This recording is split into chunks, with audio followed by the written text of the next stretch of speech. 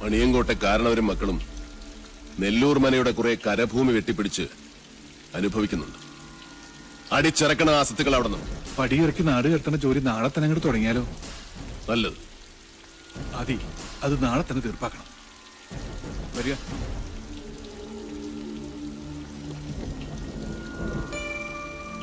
എന്താ കണ്ണ് കലങ്ങിയിരിക്കുന്നത്? ഒന്നുമില്ല, എന്തോ ചെറിയ കരട് കണ്ണിലെ പാറ വീണു, അത്രേ ഉള്ളൂ. എനിക്കറിയാം, തന്റെ കണ്ണിലെ കരട് ഞാനാണിപ്പോ. അയ്യോ, എന്താ ഇങ്ങനെയൊക്കെ പറയണേ? ശത്രു തന്നെയാണ് മാധവൻ. ശത്രുവായാലും മിത്രമായാലും ആക്രമിച്ചു കീഴടക്കുന്നത് എന്റെ സ്വഭാവമാണ്. അച്ഛന്റെയും ആങ്ങളമാരുടെയും ജീവന് വേണ്ടി മിത്ര എന്നോട് യാചിക്കരുത്. വിട്ടുതരില്ല ഒന്നിനെയും ഞാൻ.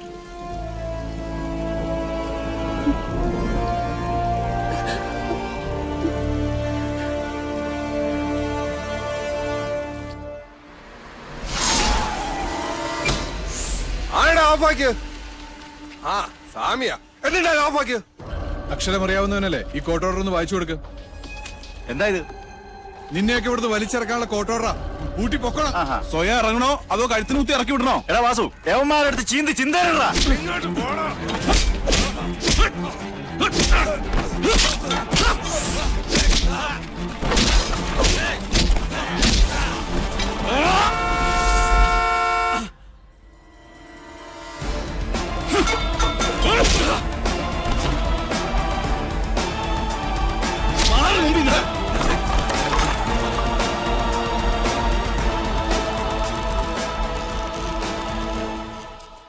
എന്താടാ ഇത്?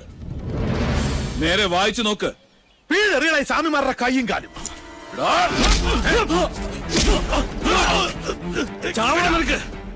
ഒരൊറ്റ വിട്ടിന് ആവിയും അനക്കവും ഇല്ലാതെ തെക്കോട്ട് നോക്കി കിടക്കണേ. ഇന്ന് മുതൽ തുളസിയുടെ മുതലിൽ നിന്നൊരു പഴുക്കിനെ പോലെ നീ എടുക്കരുത്. എടുത്താൽ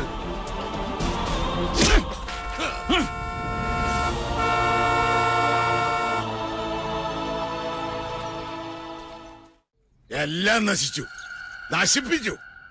എന്നിട്ട് മോങ്ങിക്കൊണ്ട് വന്നിരിക്കുന്നു ചുംബന്മാര്. അമയത്തെ കഴിക്കുന്ന കഴുതകൾക്കുണ്ടാവും ഇതിലും നല്ല ഉശിര്. എന്തിനാണ് ശംഭോ എനിക്കിങ്ങനെ 3 ആമക്കള്? അച്ഛാ, എന്താ? രാജീവൻ വിളിച്ചിരുന്നു. അപ്പൊ അവരും അറിഞ്ഞു മണിയങ്കോട്ടിന്റെ അടിത്തറ അളകിയിരിക്കുന്നെന്ന്. സ്വത്തില്ലാത്ത മണിയങ്കോട്ട് നിന്നും അവന് പെണ്ണു വേണ്ടാത്രേ.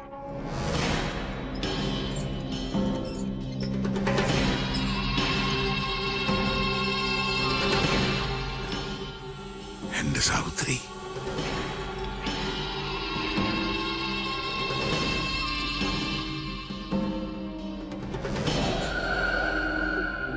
എപ്പോഴൊക്കെ നിന്റെ കണ്ണു നിറഞ്ഞു കണ്ടിട്ടുണ്ടോ അപ്പോഴൊക്കെ ഈ ഗിരീശൻ മനസ്സ് കല്ലാക്കിയിട്ടുണ്ട്.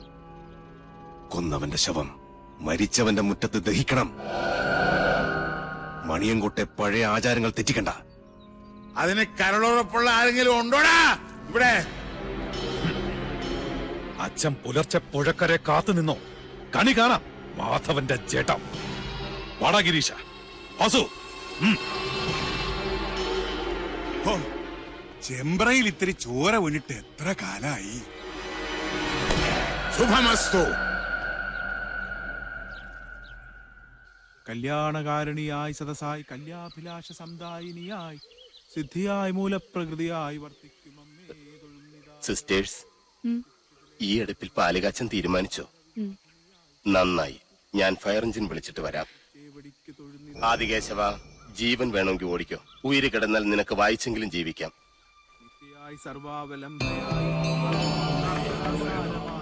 തുളസി, അന്നപതിയായ അഗ്നിയെയും മഹാലക്ഷ്മിയെയും മനസ്സിൽ ധ്യാനിച്ച് നെല്ലൂർ മനയിലെ അഗ്നിശാലയെ ഞാൻ വീണ്ടും ഉണർത്താൻ പോകുന്നു.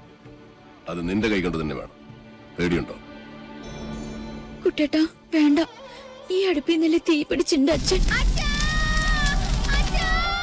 നിന്റെ അച്ഛനെ കൊന്ന സാവിത്രിയുടെ പട്ടടയ്ക്കാണ് നീ തീ കൊളുത്താൻ പോകുന്നത്. പറഞ്ഞതനുസരിക്ക്.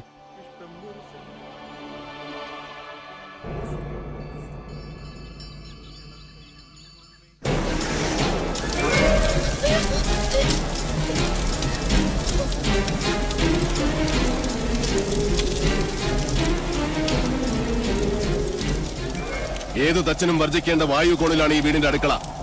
അനന്ത, ആഞ്ഞു വീശുന്ന കിഴക്കൻ കാറ്റിന്റെ ഗതി തടയി.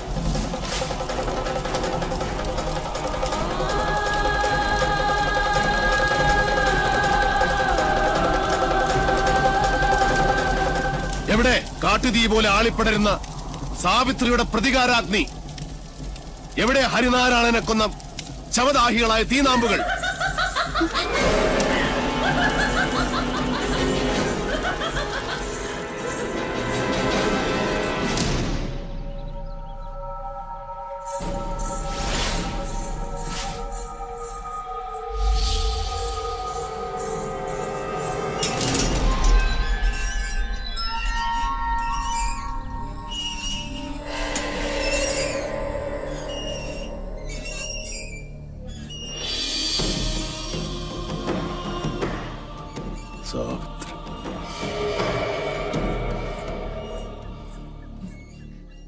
സ്വയരക്ഷയ്ക്കായി എന്തും ചെയ്യാൻ മടിക്കില്ല. അച്ഛനോ മക്കളോ, അതോ കീഴടങ്ങാൻ മടിക്കുന്ന ഈ ദുഷ്ടരാക്ഷസി? ആരായാലും ഈ പിത്തലാട്ടങ്ങൾ കണ്ട് ഭയപ്പെടുന്നവനല്ല മാധവൻ. അതെ, എല്ലാരും വരിക. അടുപ്പിൽ പാല് തളിച്ചു തൂവി. പൂർവികരുടെ കാലത്ത് നടക്കാതെ പോയ ഗൃഹപ്രവേശം ഇപ്പോഴാ നടന്നത്. ഇപ്പൊ ഇതൊരു വീടായി. അതെ, ഇതൊരു ലക്ഷണമൊത്ത മനുഷ്യാലയമാകാൻ പോകും. നിനക്ക് ഞാൻ തന്ന വാക്ക് പാലിക്കാൻ കുട്ടേട്ടൻ ഒരു അല്പദൂരം കൂടെ സഞ്ചരിച്ചാൽ മതി. പ്രാർത്ഥിക്കുന്നേ, സാവിത്രിയുടെ അന്ത്യം കാണാൻ കാത്തിരിക്കുന്ന നിന്റെ പൂർവികരുടെ ആശീർവാദത്തിനായി.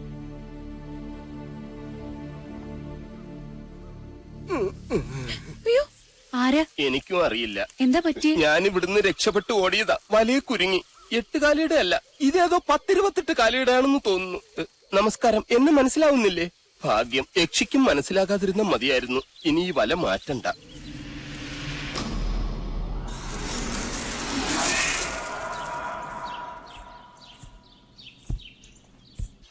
ഇനി ഒരിടം കൂടിയേ ബാക്കിയുള്ളൂ.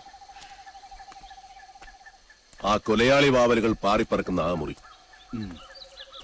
ആ ക്ഷേത്രത്തിൽ ഭുവനേശ്വരിക്ക് മാത്രമല്ല പ്രതിഷ്ഠ, പാലച്ചൂട്ടിൽ താത്രിക്കുമുണ്ട്. അവിടെ വിളക്ക് വെച്ച് തൊഴുതു നിൽക്കുന്നു മറ്റൊരു യക്ഷി. ആരാ? നിന്റെ അടുത്തി തുളസിയുടെ അകത്തുണ്ട്. അവള് മച്ചില് വിളക്ക് വെക്കാൻ ഒരുങ്ങ. എന്ത് വിട്ടിത്താ നീ കാണിച്ചത്? അവളെ ഒറ്റയ്ക്ക് മച്ചിലേക്ക് അയച്ചിട്ട് നീ ഇവിടെ വന്ന് നിൽക്ക.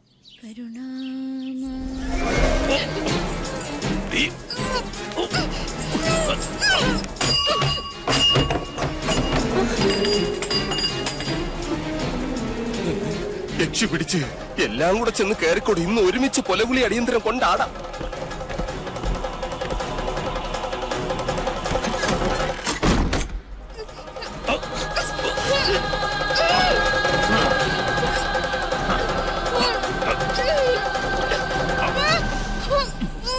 ഇത് ഞാൻ തന്നെ അളിയാ, മണിയങ്കോട്ട് ജയൻ.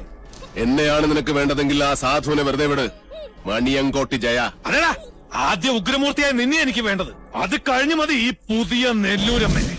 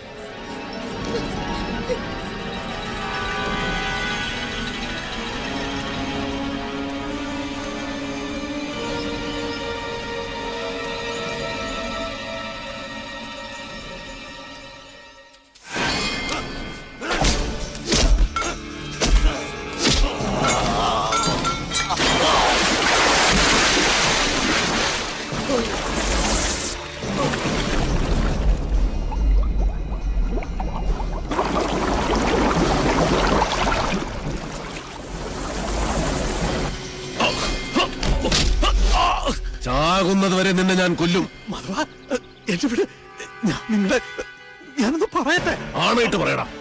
എന്റെ കുഞ്ഞുണ്ണിയെ ഈ നീർക്കുഴിയിലിട്ട് കൊന്നത് നീയല്ലേ? ജന്മം പിഴച്ച ദുഷ്ടനും മന്ത്രമില്ലാത്ത ദുർദേവതയും നശിക്കും. ഭൂമിയിൽ നശിക്കണം.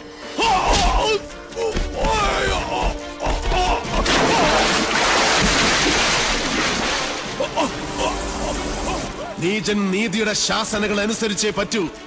നിശ്ചയിക്കപ്പെട്ട മരണമാണ് നിന്റേത്. കൊണ്ടുപോയിക്കോളൂ. കൊണ്ടുപോയി തിന്ന സാവിത്രി നിന്റെ മകനെ.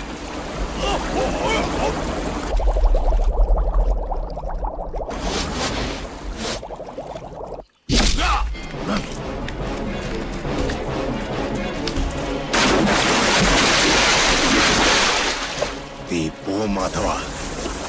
നിന്റെ ശവവും കാത്ത് എന്റെ അച്ഛൻ ചെമ്പ്രപ്പുഴക്കരയിൽ കാത്തു നിൽപ്പുണ്ട്. പോ, മുങ്ങിച്ചാവ്.